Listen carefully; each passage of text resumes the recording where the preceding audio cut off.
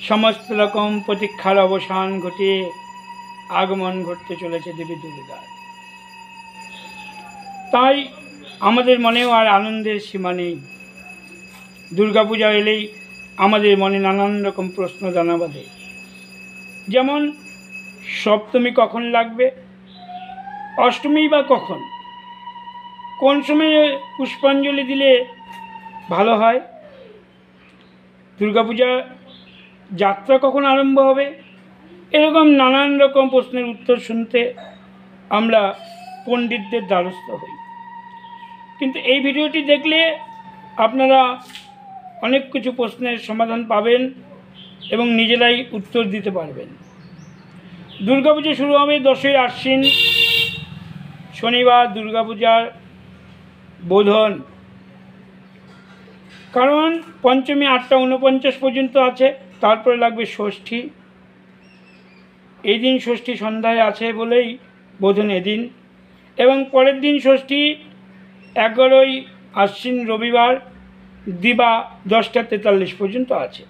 তাই এদিন সকালবেলা চণ্ডীর ঘট বসবে, চণ্ডী পূজা হবে এবং ষষ্ঠাদি কল্পরম্ভ পূজা, ষষ্ঠী বিহিত পূজা হবে। সন্ধ্যাবেলায় দেবীর আমন্ত্রণ এবং অধিবাস। 12ই আশ্বিন সোমবার সপ্তমী থাকবে 11টা 28 পর্যন্ত। পূর্বাহ্ন মোটামুটি 9টা থেকে 9টার মধ্যে দেবীর নবপত্রিকা প্রবেশ, স্থাপন, সপ্তমাদি কল্পারম্ভ। সপ্তমী বিহিত পূজা হবে 11টা 28-এর মধ্যে। রাত্রি 11টা 4 থেকে 11টা 52-এর মধ্যে হবে অর্ধরাত্র বিহিত কালী পূজা। অর্থাৎ যেসব মন্দিরে দীপান্বিতায় কালী পূজা হয় না, সেসব মন্দিরে অর্ধরাত্র বিহিত কালী পূজা করতে হয়। 13ই আশ্বিন অষ্টমী দিবা 1টা 45 পর্যন্ত রয়েছে। তাহলে এদিন পুষ্পাঞ্জলি দেওয়ার সঠিক সময় কখন? এদিন অমৃত যোগ লাগবে। প্রথম অমৃত যোগ সকাল 6টা 27-এর মধ্যে, কিন্তু সেই সময়ের মধ্যে তো আর অষ্টমী পূজা করা সম্ভব নয় বা পূজা হবে না। তাই পুনঃ 7টা 12 থেকে 10টা 58-এর মধ্যে অমৃত যোগ আছে। সেই অমৃত যোগটাই আমরা ধরার চেষ্টা করব। এই সময় আমরা অঞ্জলি দেব। অমৃত যোগে অঞ্জলি দেওয়া সবচেয়ে সর্বশ্রেষ্ঠ সময়। এবার কিন্তু অঞ্জলি দিয়ে উপাস ভেঙে ফেলবেন না, কেননা সন্ধি পূজা আছে। 1টা 21 থেকে সন্ধি পূজা আরম্ভ হবে, দুপুর 2টো 9-এর মধ্যে সমাপন। তাহলে যেহেতু 1টা 21 থেকে 2টো 9-এর মধ্যে সন্ধি পূজা, এই পূজাকে অবশ্যই দর্শন করুন। সন্ধি পূজায় দীপদান হবে, আপনারা দীপদান করুন, মায়ের কাছে প্রার্থনা করুন, সন্ধি পূজাকে দর্শন করে সন্ধি পূজায় অঞ্জলি প্রদান করুন। দেখবেন মা আপনাদের সমস্ত মনের বাসনা পূর্ণ করে দেবে। এই সন্ধি পূজা কিন্তু অষ্টমী পূজারই অঙ্গ।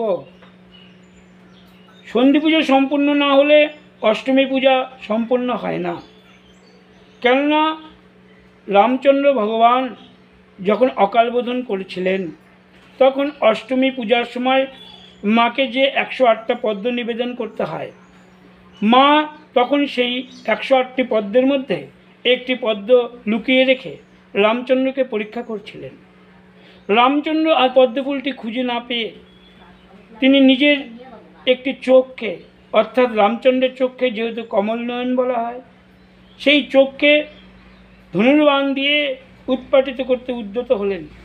সেই সময় মা স্বয়ং আবির্ভূত হয়ে রামচন্দ্রের হাত ধরে বললেন, বৎস, তোমাকে আমি পরীক্ষা করছিলাম মাত্র, তোমার এই পরীক্ষায় তুমি উত্তীর্ণ হয়েছ, তোমাকে আর এই যে নাও একটি পদ্ম, তোমাকে আর চক্ষু উৎপাটিত করতে হবে না, তুমি এই পদ্ম নিয়ে আমার পূজা সম্পন্ন করো।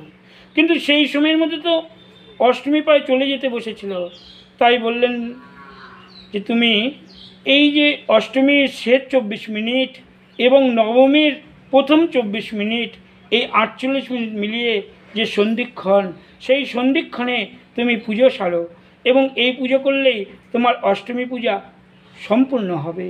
এই বলে মা অদৃশ্য হলেন। রামচন্দ্র পরম আনন্দ ভরে দেবী মায়ের পূজা করলেন এবং অকলবোধন সম্পূর্ণ করলেন।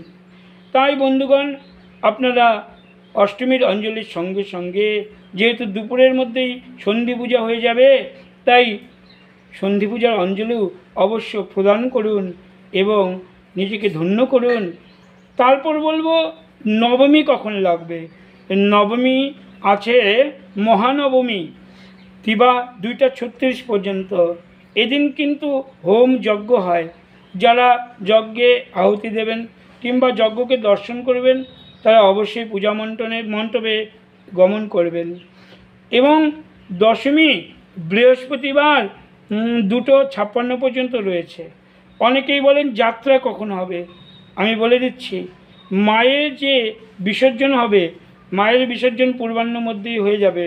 অর্থাৎ 8:30 থেকে 9টার মধ্যে যখন মায়ের বিসর্জন হয়ে যাবে, সেই সময় থেকে আরম্ভ করে যতক্ষণ পর্যন্ত দশমী থাকবে, অর্থাৎ 2:56, এই 2:56-র মধ্যে যাত্রা আরম্ভ করবেন।